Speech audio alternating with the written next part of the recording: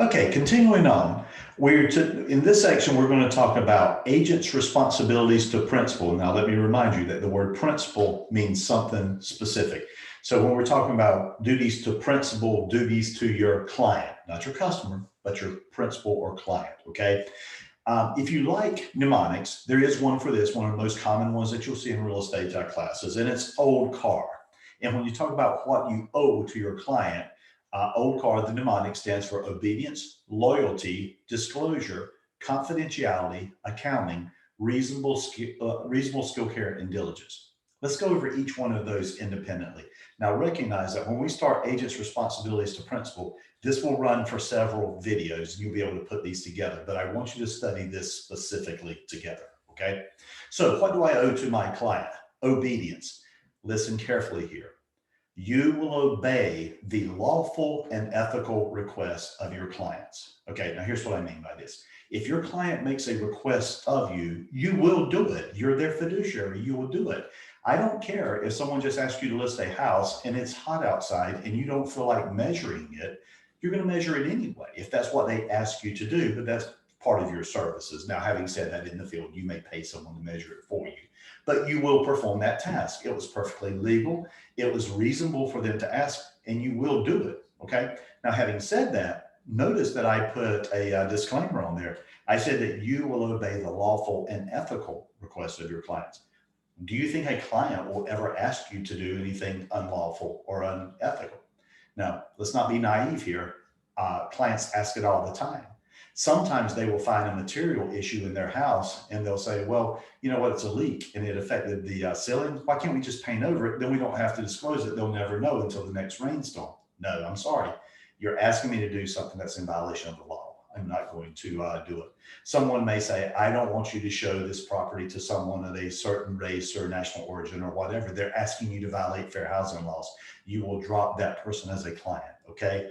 You must obey the lawful and ethical requests of a client. Having said that, if they ask you to do something unlawful or unethical, if you can't fix their behavior, you're going to have to drop them, okay? It will never be a defense for you to stand in front of a court to say, well, the only reason I did this illegal thing was because my client asked me to. That's not a defense, okay? You're the professional.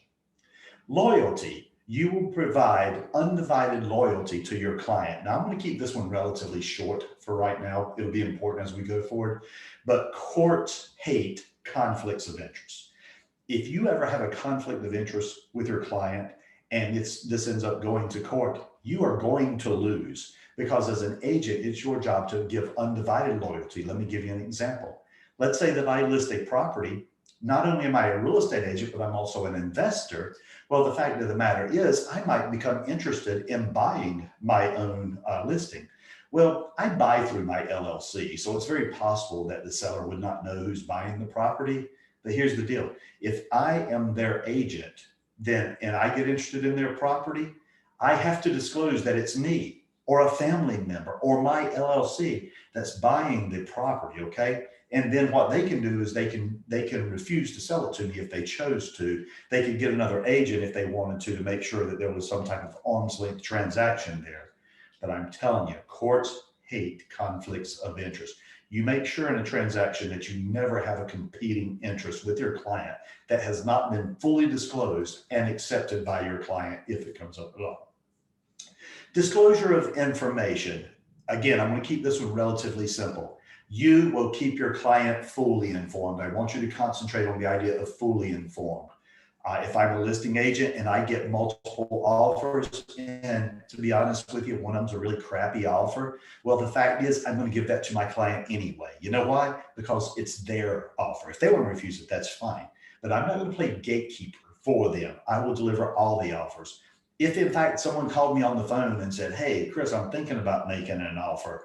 Well, I know that they've got another strong offer on the property. And so I might be thinking in my mind, good gracious, this is never going to come through. But the fact of the matter is I'm going to tell my client, oh, listen, another agent called me on the phone and said they had a potential offer. What do you want me to do? You keep your client fully informed. They will guide you as to what they want to do with that information. Confidentiality. Keep the confidential information of your client quiet.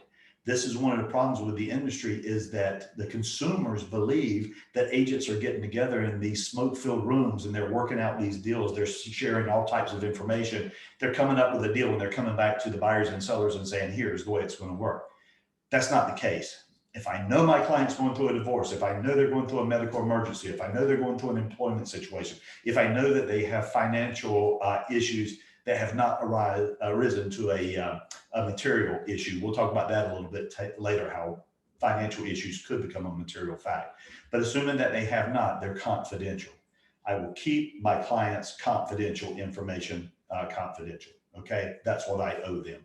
Accounting, let's keep this very, very simple. You guys are not going to be brokers in charge, so here's the deal. What we mean by accounting is you will take responsibility of any monies or paperwork coming into your possession. So for example, if your client gives you a check, a money order, cash, or whatever, it is your job to make sure it gets to the place it's supposed to go. In North Carolina, we have this thing called due diligence, which goes to the seller. It's my job as an agent, if it's given to me, to make sure it gets there. We have earnest monies that go into a trust account. If I'm a provisional broker, it's my job to get it in the hands of my broker in charge so that the broker in charge can get it there within as quick a time as possible. We'll later see that there's a 3-day rule associated with that. So if the PB holds on to that earnest money for any length of time, they're probably messing up the broker's timing on that. So get it in the hands of the broker in charge, or whoever the broker in charge designates, and you will do that as quickly as possible. Accounting, you will safeguard monies and materials coming into your possession. And then finally, reasonable skill, care, and diligence. Now, you may look at this and say, as a new agent, how can I provide reasonable skill, care, and diligence? How can I be as diligent as another agent who's been in the business for 20 years? Well, what I recommend is you concentrate on it one transaction at a time. On any given transaction, you can study it, you can know it, you can be as good as any agent. It may be a while before you can work multiples like some of the more experienced agents can. But reasonable skill, care, and diligence. In the real estate manual, the commission actually lists many items that would be considered reasonable skill, care, and diligence. Do you know how to measure a house? If not, we have a course that teaches that. It'll come up a little bit in this class. Do you know how to do a market analysis to determine how much you should list a property for? If not, be ready to grab your broker in charge and have them help you or explain that to you. Reasonable skill, care, and diligence would also include things like discovery and disclosure of material facts. Do you know how to walk through a house and determine things that could ultimately end up being material facts? Do you know how to write and deliver offers? I was having a conversation with an agent a little earlier today, and that agent made this comment to me. The thing that she said is she received an offer from a buyer. This is a multiple offer situation, and one of the buyer's agents presented her an offer that about half the blanks were not filled in. It was ambiguous as to what it was that they were trying to do. She knew at that moment that that buyer agent probably did not have the requisite knowledge to make this a smooth transaction. When she goes to her seller, she tells them that. So you should know how to fill in the blanks of these pre-printed forms. Determine the value of property, measure the property, discover and disclose material facts. This is all a reasonable skill that an agent should have literally coming out of the gates. Okay, agent's responsibilities to principal. We will continue with this in the next video.